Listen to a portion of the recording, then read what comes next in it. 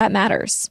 Victoria Rowell is producer, writer, and director for a soap opera comedy on BET Plus called The Rich and the Ruthless. If these C-suites don't change with African-American people who can pull the trigger and give equal budgets, not, $2 million to the black producer and $20 million to a white producer, then we're not going to see the parity that stories deserve. One other finding of the UCLA report: films with lead actors who were people of color or women were more likely to have smaller budgets. I'm Marielle Segarra for Marketplace. And I'm Sabri Benishore with the Marketplace Morning Report.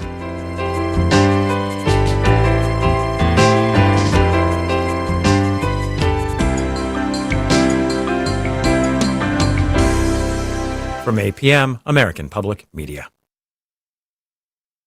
Florida State University license plates support scholarships for students at FSU, a preeminent institution that enriches and contributes to the state and nation. Gifts for first-time buyers can be found online at fsu.edu/mytag. Wayne Hogan of the Terrell Hogan Law Firm. I'm Wayne Hogan. One texter call can wreck it all. Learn more through distracted driving presentations for teens and the workforce. Arrive alive. Let's end distracted driving. Learn more at waynehogan.law. Wolfson Children's is bringing On Our Sleeves, the movement for children's mental health, to Northeast Florida. On Our Sleeves helps start conversations, give children voices, and break mental health stigmas. More at wolfsonchildrens.com/onoursleeves. This is WJCT News 89.9 Jacksonville. Ahead in the next 5 minutes, live local news for the First Coast from the WJCT News team.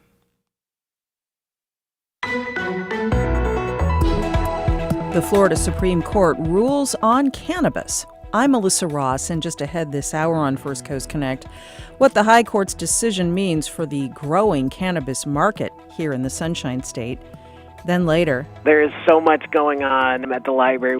First and foremost, summer, what we want people to do is read. So we want kids to read 15 minutes a day. How you can take advantage of summer learning at the Jacksonville Public Library. Plus, an update on plans to activate the St. John's Riverfront. All of that and more is just ahead.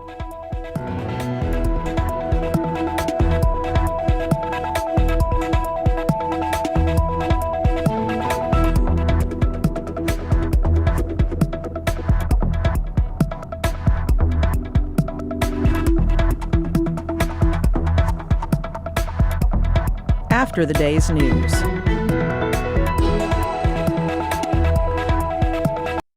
Live from NPR News in Washington, I'm Corva Coleman. President Biden goes to Oklahoma today to mark the 100th anniversary of the Tulsa Race Massacre.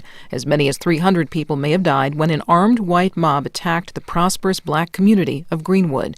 NPR's Windsor Johnston reports. It's been 100 years since the massacre in the Greenwood district of Tulsa, a wealthy black community. Over a 2-day period, a white mob burned hundreds of homes and businesses to the ground. Last month, Viola Fletcher, who was 7 years old at the time of the massacre, testified before Congress to push for reparations for survivors and their descendants. President Biden issued a proclamation on Monday calling on the American people to recommit to the work of rooting out systemic racism. Biden also says his administration is committed to acknowledging the role federal policy played in Greenwood and other black communities.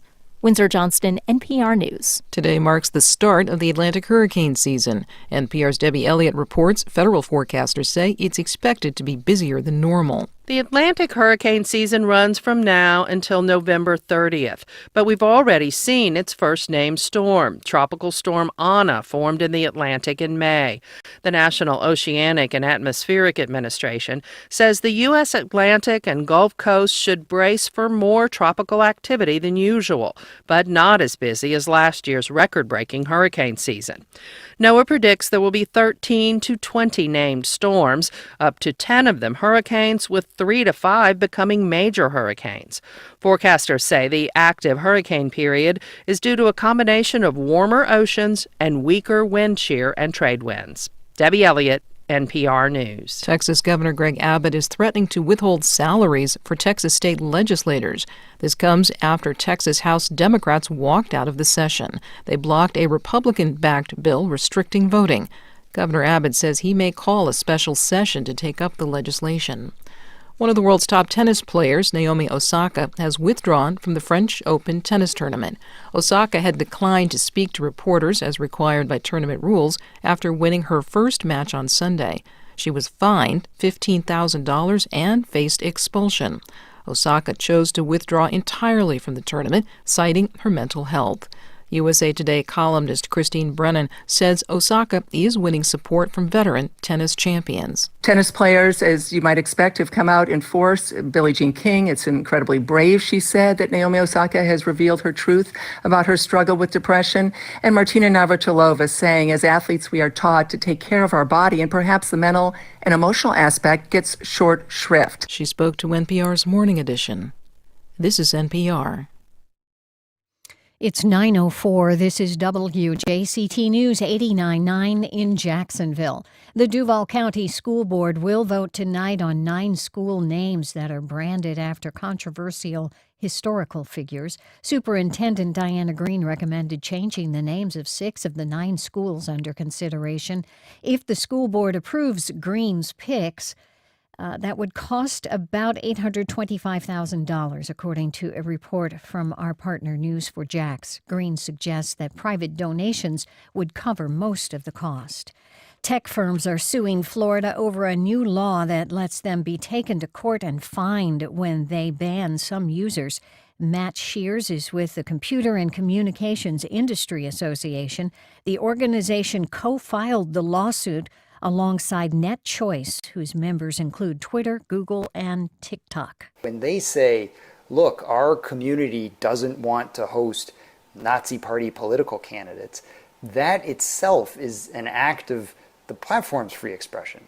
Attorneys say Florida could end up losing the case because the First Amendment protects against government censorship, and many social media companies are private businesses. Governor Ron DeSantis pitched the measure after former President Donald Trump was kicked off Twitter and Facebook for violating the site's policies during the January insurrection at the U.S. Capitol. 73 degrees in downtown Jacksonville now, sunny this afternoon, upper 80s for today. This is WJCT News. Support for NPR comes from NPR stations. Other contributors include Little Passports, offering activity kits to keep kids engaged this summer. They'll explore France and Japan and build a volcano and submarine from the kitchen table. More at littlepassports.com.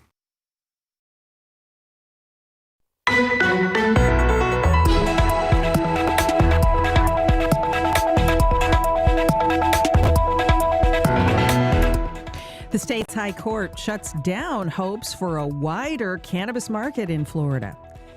Good Tuesday morning. We're live from Studio 5. I'm Melissa Ross, and this is First Coast Connect. Thanks for listening. Hope you had a nice, happy, and restful Memorial Day weekend. As we get back to business here on the show this week, just ahead, we've got an update on all things cannabis here in Florida and beyond.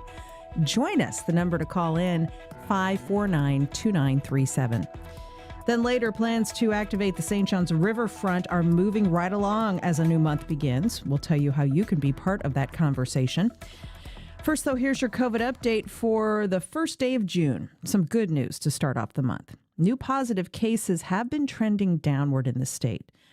That said, the death toll keeps growing every day. There are now 36,773 deaths now reported in Florida from the virus. How to end this? More shots going into more arms will drive those deaths and hospitalizations down. So please go get your vaccine, people. Well, our top story this morning, it's a major ruling for the state's emerging cannabis industry. The Florida Supreme Court has rejected a challenge to the state's medical marijuana law. Now, in effect, their ruling keeps in place a controversial system around this business known as vertical integration. What does it mean? Well, basically that only a small number of growers can make money in Florida's cannabis business, at least for the time being. Sally Kent Peebles is on the line. She's a partner with Vicente Cederberg and a member of the state's Medical Marijuana Advisory Committee. Hey, Sally, good to have you back on the show. Good morning. Good morning. And what are your questions, everyone, about growing cannabis in Florida, as the Florida Supreme Court ruled to limit the number of players that can get in on this cash crop, because that's what it is. It is a cash crop. 5492937 as we talk cannabis this Tuesday. Emails to firstcoastconnect@wjct.org. Tweets to @MelissaInJax. And our Facebook page, as ever, is open. Sally, tell us about this ruling. A company called FloraGrown brought the case, and what were they trying to get the court to rule on? Yes, so FloraGrown is a group out of Tampa, and they sued the Department of Health, challenging two primary aspects of the medical marijuana statute. Number one, the cap on the number of licenses at the state level, and then they were challenging the required vertical integration.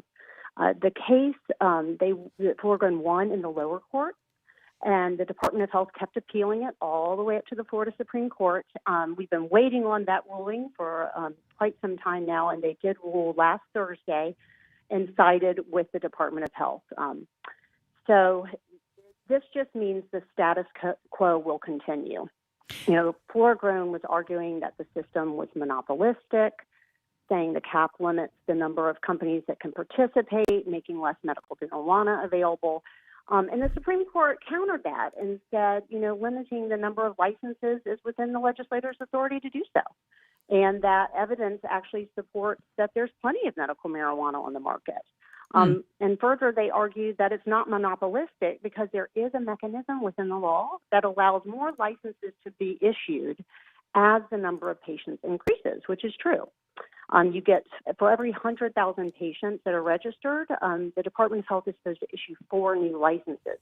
However, because of FloraGrown, everything's been in limbo, and they haven't issued any licenses in several years now. So now that FloraGrown is behind us, we anticipate that the state will move forward with an application process. It's a little unclear how many licenses they will issue, but I'm guessing anywhere between 12 to 26 new licenses. Well, how many entities are licensed now in the state to put this product on the market? In 2015, they issued 5 licenses, and interestingly, that's actually the only licenses that the state issued through an application process. That is a pretty small club. It is very small club, and you can imagine if you spend a lot of money applying for these licenses. Sometimes it's several $100,000. You hire consultants and lobbyists, and these applications can be 1,000 pages, right? So when you spend all that money and you lose in that merit-based process, what are you going to do? Most people are going to sue the state, and that's what we saw here in Florida. 17 of the groups that lost in that initial 2015 application process sued the state. So now we have 22 licensees in the state of Florida, and only 5 of those were actually issued through an application process. 5492937. What are your questions about cannabis as we talk with cannabis attorney Sally Kent Peebles? There's so much money on the table that you can understand, Sally, why these businesses would sue. I mean, if you want to open a burger franchise or an ice cream franchise, you don't need to go through these hurdles. The state is keeping such a tight lid on this product. Where does this legal fight go from here? Well, Supreme Court decisions in Florida are final, and they're binding on matters of state law. So a lot of people have been asking me, well, can they go up to the Supreme Court of the United States? Well, because it's federally illegal, marijuana is federally illegal, it can't be a federal question. So it will end at this decision. And from here, the state will move forward with the current statute and most likely issue licenses through another competitive application process. So, what your listeners should understand is if FloraGrown had won, the state would have had to go back to the drawing board and write another statute, which would have allowed for businesses, for mom and pop. And it would have dismantled that vertical integration, which simply means one business owns and controls every stage of the supply chain. We see this outside of cannabis. Think of Apple. The company Apple, they manufacture their own screens and the iPhones, and they own their own manufacturing facilities, and they even own the retail locations where the Apple iPhone and all their products are sold. Same thing with vertical integration in cannabis. Where people say seed to sale. You have one company being required in Florida to grow it, process it, distribute it, transport it, and sell it. And that makes this very expensive. Can you imagine having to be in control of the whole process? Mm-hmm. So you're looking at a higher cost of entry for licensees because only a few people in the world can really spend that much money to open these businesses. So it cuts out the ability for mom and pops to enter in Colorado and Oregon that doesn't have vertical integration, and they have horizontal integration or allowed for people to have horizontal integration. Someone can just open a cultivation or just open a dispensary. It's less expensive to enter the program. A low barrier to entry. Well, you mentioned that the Florida Supreme Court's decision is final. That said, recently, Democrats in the House of Representatives reintroduced the MORE Act, the Marijuana Opportunity Reinvestment and Expungement Act.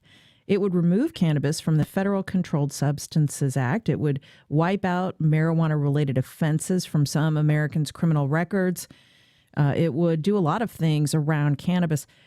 This is one of the few issues where you see bipartisan support for reform. Both Democrats and Republicans and independents favor marijuana legalization. So it's interesting to watch this dynamic unfold as you see legalization bubbling up in the states, whether it's for marijuana or full recreational use. The big sticking point, of course, is what will the federal government do? Will they take the lead from the states at some point and just simply decriminalize this substance? What do you think about that possibility? Well, I think you're right on. 2/3 of Americans support legalization, and this includes a majority in every age group, every education level, every income level. This is no longer a stoner issue. Mm-hmm. It's also notable that 48% of Republicans, and while 83% of Democrats do support it, but you have 48% of Republicans coming out for legalization. However, at the federal level, these acts need to win. They need to be voted on by a super majority. So you're going to need 60% support to get these things passed, and you're just not going to see that happen. Most likely not under not under this administration. We'd still have to sway about 10 Republicans, and I'm not sure that will happen. However, it's still important to get these issues voted on. Because it really puts the members of Congress on record, so the American people know who supports cannabis and doesn't, and also says on which individuals do we need to spend money to lobby and educate. And this whole issue really comes down to education. I think if people understood the issues and understood that legalization makes our communities safer, and that it's healthier, and that it addresses social issues. I think if education was made paramount, that this would become a non-issue, and we would see passage at the federal level. Give us a call as we talk cannabis with attorney Sally Kent Peebles. She's also on the state's Medical Marijuana Advisory Committee. 549-2937. Richard in Riverside. Hi, Richard. Good morning. Good morning. I just had a comment that the current system really is cost prohibitive to people with lower incomes because of the cost of the product. And so earlier on, you mentioned the fact that there were a limited number of growers or suppliers. And because there's not more competition, the price is just expensive for a majority of the people that might need it. That's so true, Richard, and thanks for that. Sally, this sort of runs afoul of what Republicans typically will say about the free enterprise system. They are really highly regulating and controlling a profitable product that does provide relief to people with a lot of medical issues. And if there were more choice and competition, it would make the product more affordable to more patients. Absolutely, and that really goes again to the required vertical integration aspect of this. The lack of competition, as he mentioned, can lead to lower quality products because you're not, held up to a higher standard. Not always, but that's an argument. And you'll have less product variety. And all of these things are going to end up being higher cost to patients at the end of the day. So the product is going to be more expensive. But there are pros to vertical integration. And what are those? At least you're talking about with the Republicans and their arguments. I mean, their arguments are, there's potential lower cost with regulatory oversight. They see a consistency in products. If there's an issue, they can immediately have one company pull that product from the shelf quicker. They see improved coordination in supply chain. I'm not here to give an opinion, but there are pros and cons to both. I have operated in both. I lived in Colorado for several years where we have permissive vertical integration, but not required. And I felt that that was a better system with more companies, and a much more robust economy was created by the marijuana program there. But it's the program we have here under required vertical integration is working. Patients are getting medicine. And now that Floor-Grown has made their decision, there is certainty for investors. A lot of these licensees that have recently been licensed by the state have really not been expanding. They've chosen to kind of hold back until Floor-Grown was decided, because it kind of left them in no man's land. Like, what is my license going to be worth? Can I raise capital to expand? Well, now they have a decision. They can get capital infused, and then they can push forward with expansion, and expansion does mean more patient access. Matt in St. Augustine. Hi, Matt. Happy Tuesday. Hope you had a good holiday. Go ahead. Hi, thank you. Instead of the state regulating the number of licensees to a small number, I'd rather see them put an effort into checkups on the growers, checkups on the doctors that are writing the prescriptions, to follow up on a lot of bogus prescriptions, invalid ones, and things like that, instead of focusing so much on limiting the growers, the number of growers. Okay, thanks for that, Matt. Sally, what about Matt's comment? I don't see eye to eye with that comment necessarily. I don't. He referred to the growers as bogus. I mean, this is a very highly restricted program where this product is tested. They have heavy inspections. So I'm not, I'd love more color on that.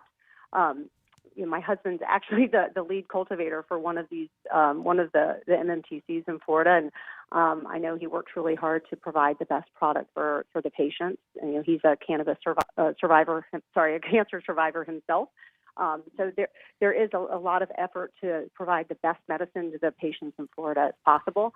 And for the bogus prescriptions, I think doctors are doing the best they can. There is a wide range of debilitating medical conditions that qualify a patient to have access to medical marijuana. In my opinion, there should be more debilitating medical conditions listed. I think anyone who feels that they should be able to use medical marijuana as a healthier, safer alternative to prescriptions and opioids and any other prescription drugs, I think that they should have that ability to try medical marijuana and see if that is a better, safer alternative for themselves.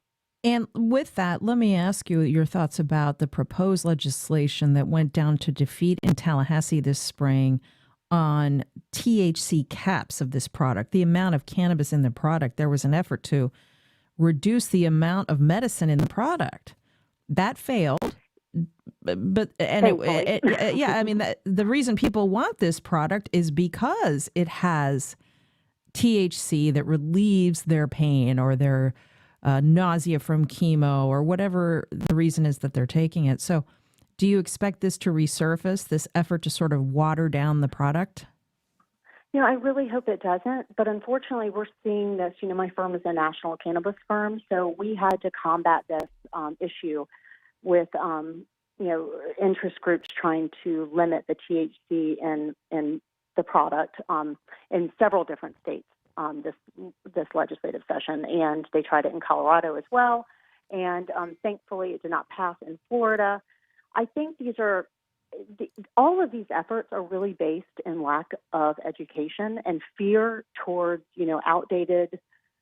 outdated attitudes towards marijuana. And I think if we educate the public on this and educate the legislators, even the legislator who put forward the THC cap bill, he has since said, "Hey, come to me, provide some, valid research that high THC does not damage, patients, and I'll consider it." And so we're working on getting that information to him. I think even he recognizes it's his own lack of education or his understanding of this plant that creates these knee-jerk reactions to try to cap the THC in these products, which really is not very helpful. All that does is take the patients that are able to get it from a regulated, tested market and pushes them back into the black market, because it's not like they're going to stop buying it. They're just going to try to get it from the black market. And the whole purpose of regulating this is try to, to eradicate the black market and push them into the regulated market where product is tested. 549-2937 as we are talking cannabis news on the show today with cannabis attorney Sally Kent Peebles. Kat in Mandarin. Hello, Kat. Hey, good morning. I just wanted to bring to light some news. Trulieve recently bought Harvest House of Cannabis, and when that news came out, my friends and I were a little bummed just because of the service and the pricing. It seems like these bigger companies are buying out the smaller ones, and like the person just said, the black market is competitive, and it's really expensive to buy from the dispensaries as is right now. So it's a concern. Thank you for that. Okay, so that gets back to what you were saying a few minutes ago, Sally, that the ruling from the Florida Supreme Court creates, according to critics anyway, a monopolistic system for this market.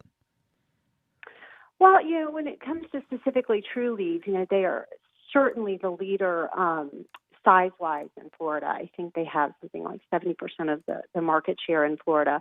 They did purchase Harvest, which is another licensee in Florida. They are actually a national multi-state operator, so they're not a small company at all. Harvest is a pretty massive company in its own right. I don't know what that's going to mean for the patients in Florida, if it's going to raise or lower prices. But I think that, it may actually lower their prices because they're able to, have bigger facilities, and maybe that will help. I can't weigh in on what the result of that would be, but we're certainly, just as any industry matures, you're going to start seeing consolidation. Let me ask you as well, some other cannabis news and notes we're following. A lot of cities have decriminalized possession of small amounts of marijuana. That's been introduced locally at the Jacksonville City Council. The votes aren't there, at least not at this point, to pass the council. What about these efforts in other Florida cities and at the statewide level to decriminalize possession of small amounts of this drug? Organizers behind reform of marijuana laws say that would actually make communities safer, and it would free police up to focus on other matters. What about this? Yeah, I fully support decriminalization, and there's a distinction between decriminalization and versus legalization. Decriminalization is when legal consequences for possession of small amounts of marijuana are not severe. When someone's caught with the small amounts, they won't face prosecution or jail time. They could get charged with a civil offense or a minor misdemeanor. They may have to pay a fine. It's often compared to like a parking ticket.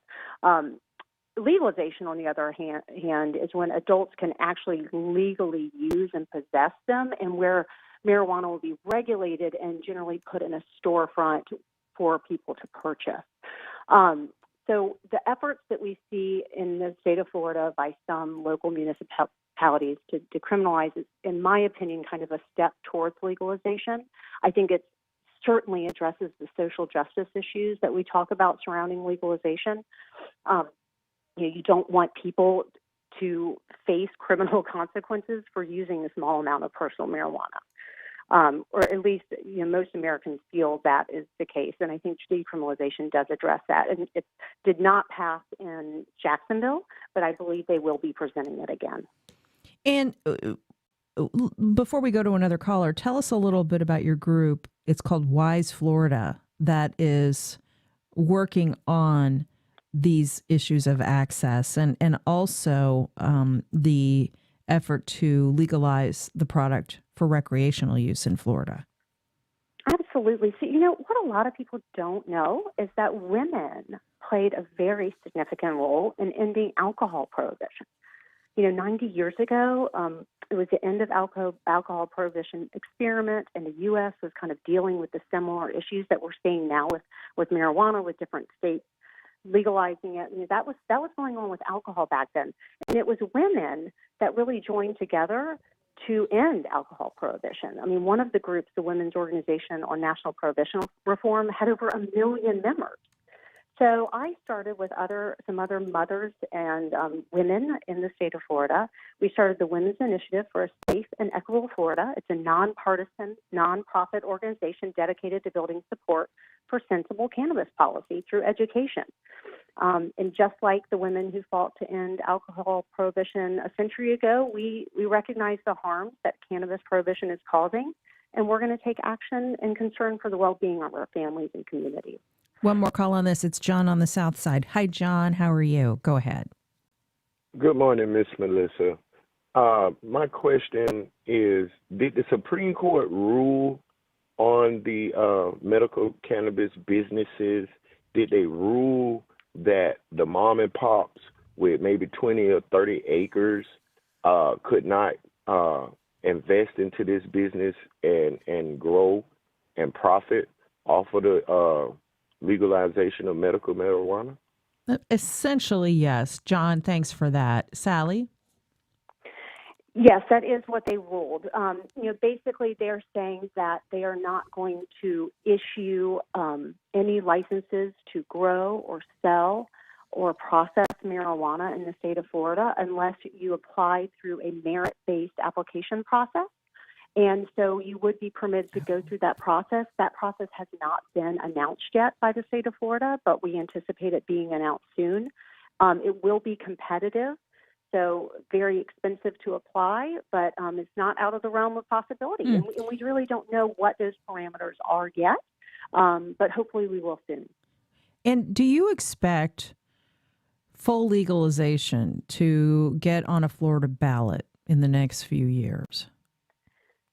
So to get, the Supreme Court of Florida also ruled that the Make It Legal Florida campaign language could not be placed on the ballot next year.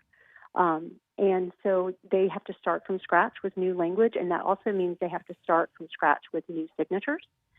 I believe they would have to get around almost close to 900,000 signatures by next February to get something on the ballot. It's very expensive to get signatures. It's, again, not out of the realm of possibility, and there are a lot of discussions going on to get something on the ballot. It's definitely needed in Florida. The state of New York just legalized last month, and that's huge news. If New York did it, I certainly, and California's done it, I certainly think Florida should join those ranks. But right now there's nothing planned, and I hope that WISE Florida, the group I started, can help coordinate with some other interested parties in the state of Florida to get something on the ballot. We'll continue to follow it. Always great to get your insights. She's Sally Kent Peebles with the cannabis firm Vicente Cederberg on the state's Medical Marijuana Advisory Committee and a founder of the new group WISE Florida on this issue of cannabis reform. So, Sally, thank you. Thank you so much. Take care. Much more still ahead. Coming up later in the hour, Duval Sports news and notes with our own Josh Torres. But up next. There is so much going on at the library. First and foremost, summer, what we want people to do is read. So we want kids to read 15 minutes a day. How you and your kids can activate a wealth of summer learning programs that kick off today at the Jacksonville Public Library. We'll be right back.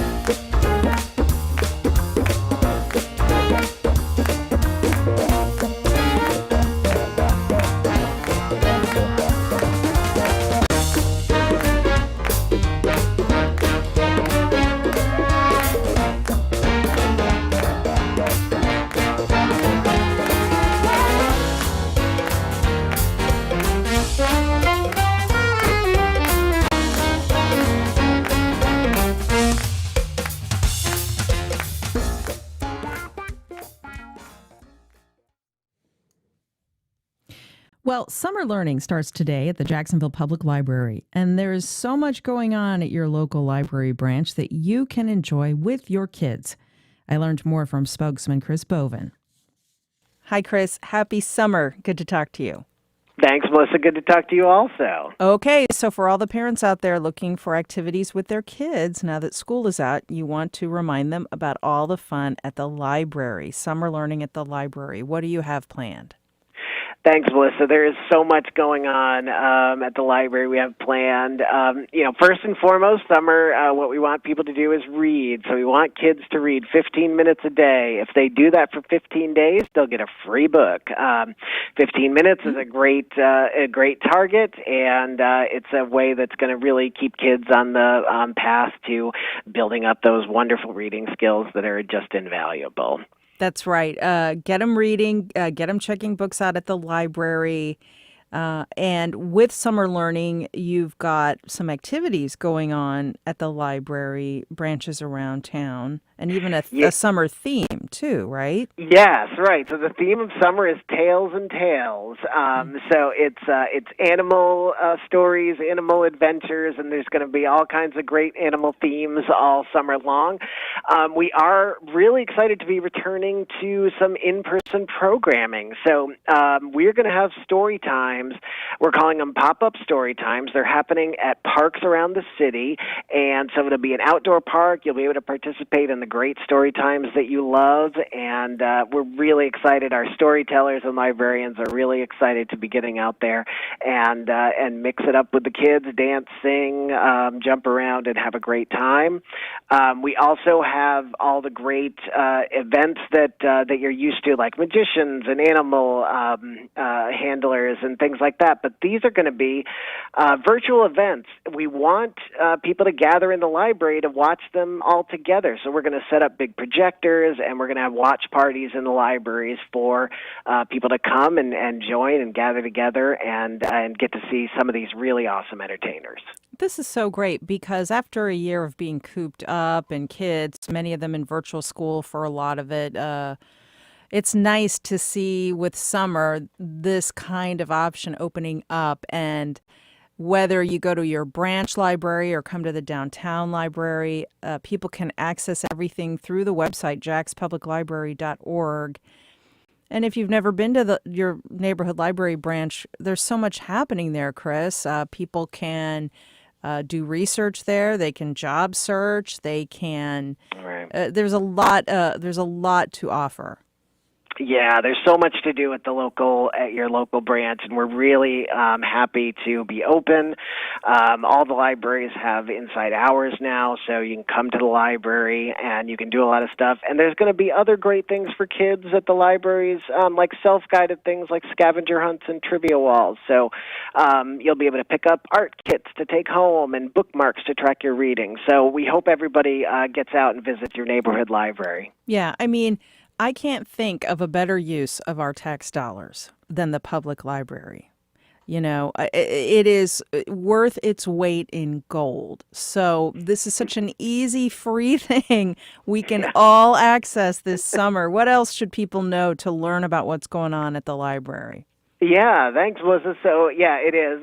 We love to be able to make the most out of everybody's tax dollars. And so the other thing we want people to know is that we want you to connect with us and get on our email list, and that way you're not going to miss a thing. You will get all the information you want right in your email box. You'll get information about upcoming programs. You'll get things that you can do at home, reading, watching, learning, exploring. And not only that, but you get more chances to win great prizes. So if you do some of these things that you get in your email, do some of these little challenges, you're going to get a chance to enter in some raffles for a bunch of really cool prize packages. So, just like you said, jackspubliclibrary.org, look for Summer Learning /summer, and sign up for the email list so you don't miss a thing. Sign up for it, jackspubliclibrary.org/summer. He's Chris Boven, Assistant Director of Community Relations and Marketing with the Jacksonville Public Library. Get on that mailing list. Get your kids reading and doing fun things at the library. Chris, thanks so much. Thank you, Melissa. Appreciate it.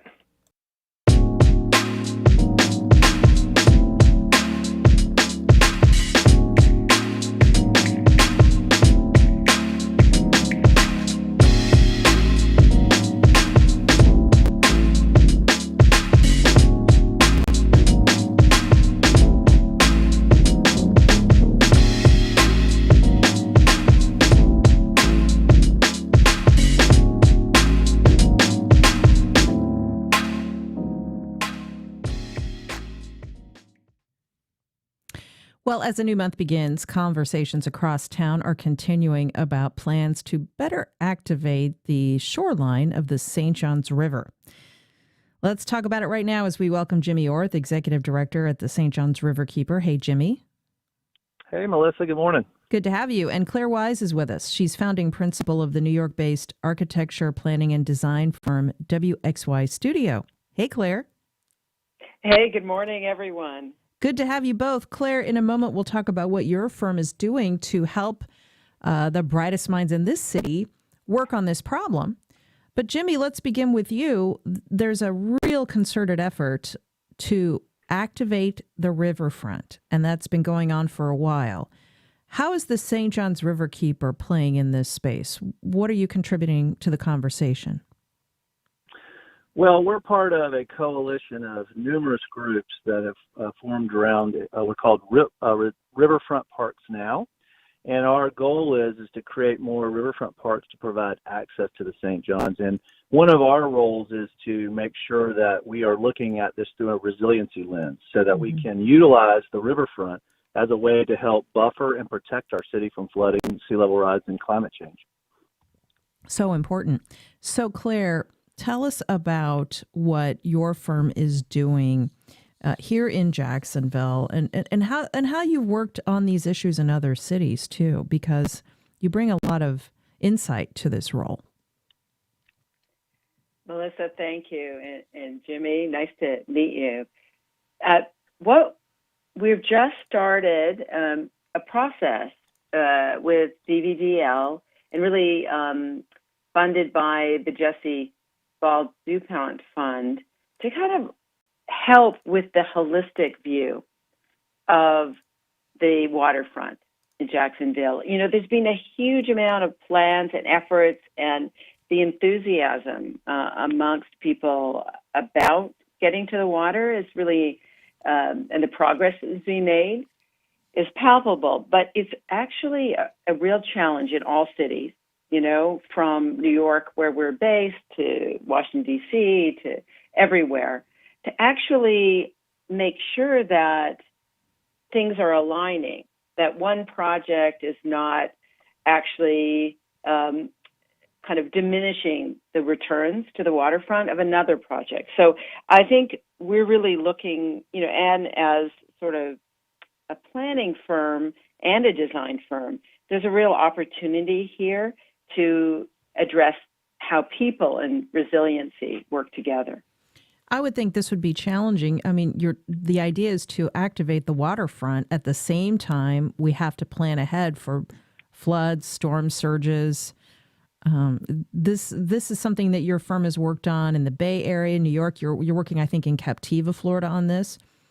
So, and you know, through bigger cities, the big challenge is always that people want to raise the edge, right? And that blocks views of the water, and in many cases blocks access to the water. So that's always the big challenge. How do people get to and make use of the water when, in fact, one of the main techniques in helping cities adapt is, in fact, raising the edge. How do you see that happening, Jimmy? Because, you know, when we think about the St. Johns River flowing through downtown, its beauty and its incredible potential is something that I think all of us have recognized for so long, and it's so frustrating that we haven't better taken advantage of it. And so what about what Claire said? Well, yes, it absolutely is a challenge. And I think that's the thing that we recognize that parks can provide, is that if you have waterfront parks, you're going to have to spend money to make your cities more resilient anyway. So why not try to use those parks as a strategy to help with that resiliency effort? So in other words, a lot of parks are being built to use green infrastructure or natural infrastructure to help hold storm waters, to help slow down, absorb the energy from storm surge so it doesn't proceed so far inland, and helps to protect communities from flooding. And so there's lots of ways to do that with natural infrastructure and green parks that can also, the benefit of parks is they provide all of these other co-benefits as well that benefit our economy, benefit our quality of life, from health and wellness to recreational opportunities, opportunity to actually access and experience the St. Johns River, but also they're economic drivers. They actually attract businesses, residents, and jobs to downtowns because people want to live and work and play at and around parks. Yeah. And what else are you doing at the Riverkeeper to protect the waterway, protect wetlands, the wildlife? This is your mission. Bring us up to date on what you're doing. Well, absolutely. I mean, there's so many challenges. As you know, Melissa, the river's 310 miles long. The watershed of the St. Johns is almost 9,000 square miles, which represents about 15% of the land area of this state, which is huge.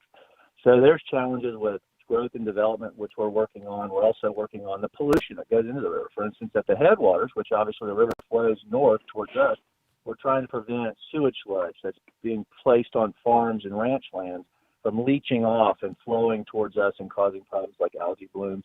And also, like you mentioned, trying to protect that natural infrastructure, those wetlands and salt marshes, which are so critical. And that's where we can take property sometimes and recreate to a certain extent the natural benefits that those natural systems provide on places like parks. A good example is in New York City, Hunters Point Park. They've actually taken an old industrial area, which you could say is similar to our shipyards. And it was a floodplain before it was industrialized. Same with the shipyards. It was a floodplain of the river. And they've gone back and tried to recreate the hydrology. So they've put in wetland systems that can help hold stormwater, help prevent storm surge. So there's ways that we can protect what we have today, which is the natural systems that exist today, but we can also help try to recreate those natural hydrologies and those functions that they provide to us as humans and as communities. And we can do that through our parks. All right. And Claire, tell us a little bit more about what your firm is doing with design, whether it's parks or other design strategies that you've implemented in New York, in other cities around the country that take into account these resiliency initiatives. What are some examples that you've done that we might see here in Jacksonville? Great, love to. And what Jimmy is talking about is really exact design. So I love the fact that really from a kind of riverkeeper perspective, I think it's becoming clear that in order to make these raised edges, the restoration of coastal meadows, all work for people even next to downtown areas, for workers and for people moving to downtown, they actually have to be designed to work together. But they can work. I think, we did a lot of work post Sandy in two parks I wanted to mention. One is the Battery in Lower Manhattan, which is, again, ongoing. But in that case, the park itself, each of the elements were raised slightly to anticipate future storms. Now, they held during Sandy, but you could just see with rising sea levels, next time it wasn't going to work. So there's a further effort now in looking at that park and all the things in it and creating a sort of safer area. And that requires transition. So when the Rockaway Boardwalk, when we got a chance to redesign that, and again, I would say that it's a better design now than it was before. It's also about 9 feet taller than it was but when it got destroyed under Sandy. And so that required designing ramps and steps and landings and those transitions between the blocks that people lived on and the boardwalk and between the boardwalk and the beach. And there's these big colored letters now out of the planks themselves that spell out Rockaway. And there's ramp steps that allow someone to now easily get their surfboard up and down. And many of these things didn't exist before. There was like little rickety wood steps. And if you had a stroller, you were, it was just a pain to get to the beach. So I would say there's this opportunity for design to create places that are even more popular. I just wanted to mention that about this issue of coastal meadow restoration. We think about, in the Northeast, we think about that in a Northeast sense. But the truth is that Florida has fantastic opportunities for coastal meadow restoration, and they're equally as important. So and that's sort of what's happening in Captiva that we're doing, is a transforming of what was a sort of lawn with one ecosystem into around 20 acres of coastal meadow. Wow. These sound like these are ambitious ideas that we could see adopted in Jacksonville. Quick question to both of you. Are you hoping to do something bold enough here, be part of a coalition to produce something bold enough here that it could be a model for other cities?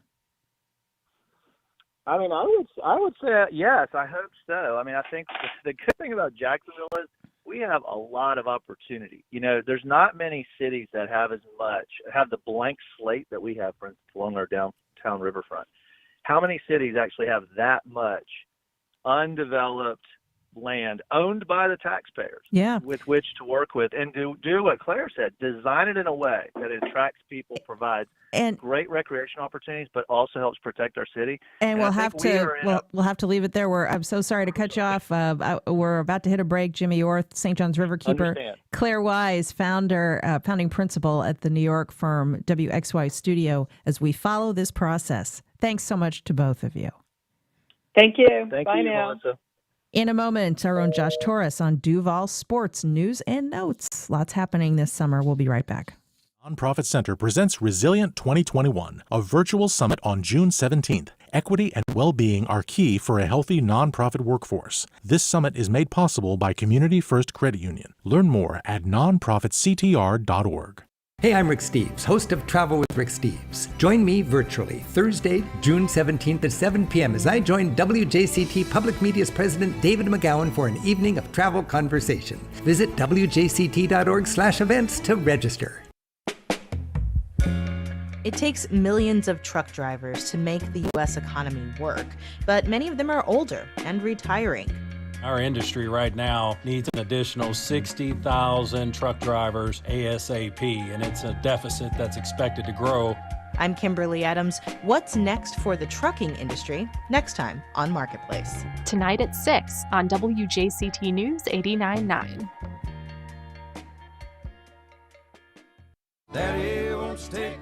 I'm Peter O'Dowd. Sturgill Simpson has had a year to reflect on the death of his friend, the legendary songwriter John Prine, but he's still looking for the words he'd use if he had one more chance to say goodbye. I don't know, man. Probably just hug him and tell him to love him, and I don't know. That's next time on Here and Now. Today at 2 on WJCT News 89.9. Last year's hurricane season set new records and cost the country more than $40 billion. President Biden says we cannot afford to be caught off guard. We all know that these storms are coming, and we're going to be prepared. We have to be ready. We have to be ready. At the start of this year's hurricane season, a guide on what you need to know. Next time on 1A. Today starting at 10 on WJCT News 89.9.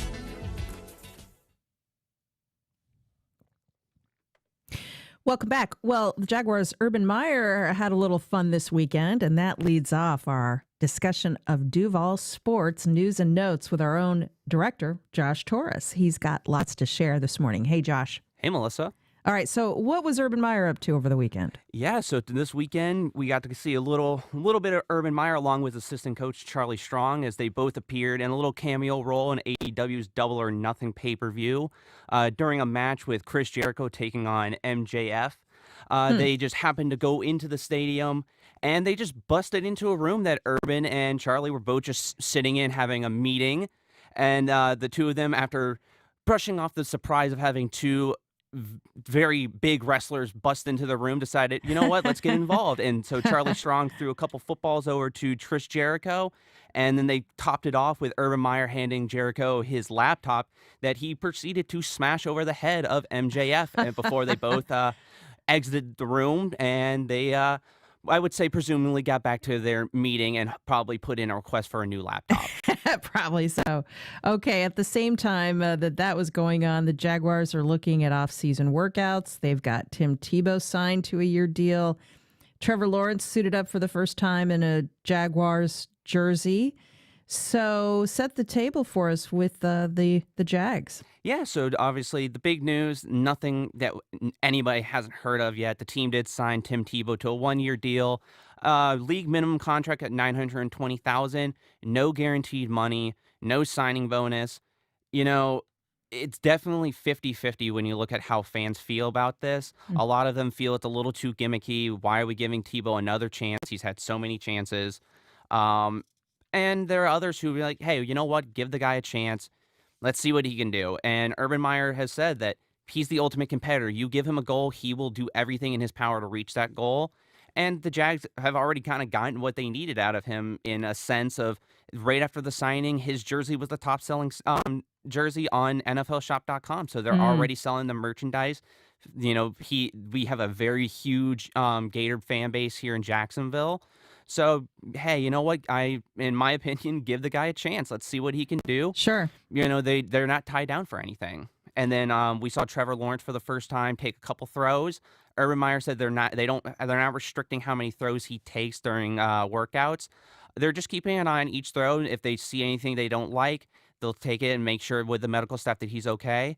The one thing to remember, he's going to have his good days. As Urban Meyer has said, that he has good days, but then he has bad days. He is a rookie. The NFL game is much different than the college game. We can't expect him, as much as Jaguar fans really do want to come out strong. Hey, you know what? He's going to make his mistakes. This is his rookie year. We'll just have to see what happens. And meanwhile, let's talk about baseball for just a second. The Jumbo Shrimp, let's begin with them.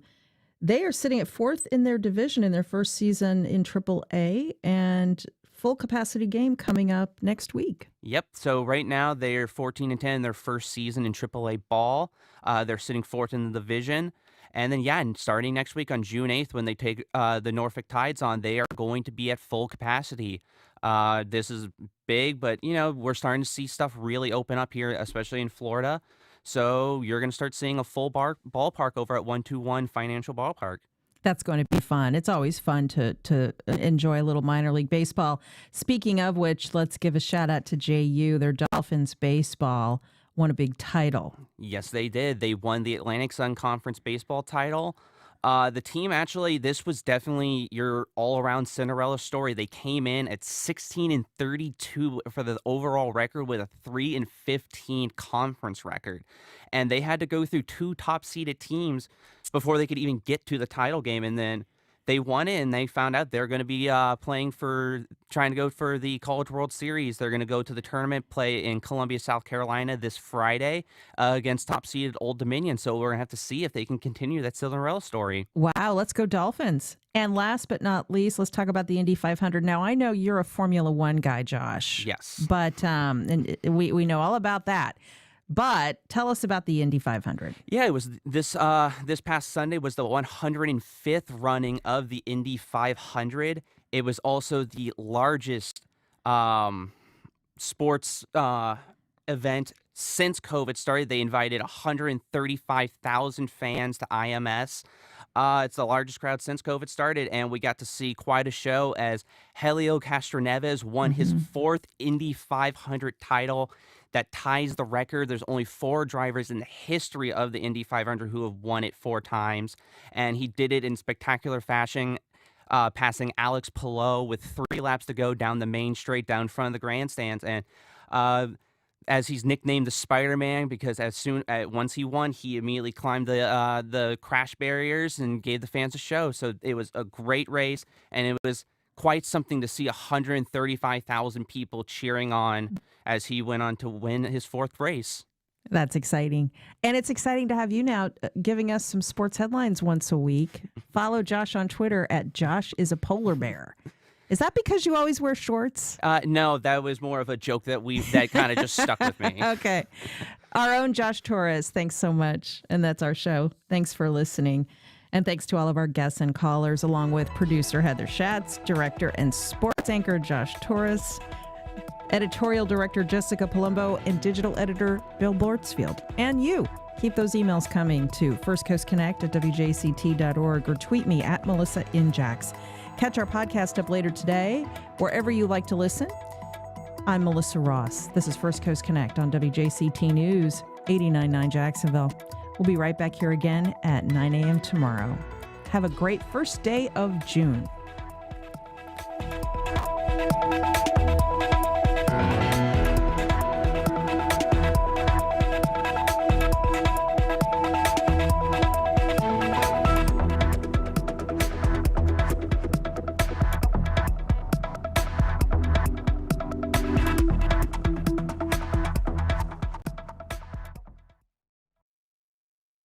Support for First Coast Connect is provided by Baptist Health and the North Florida TPO. Baptist Health invites you to the Sisiski-Kleppinger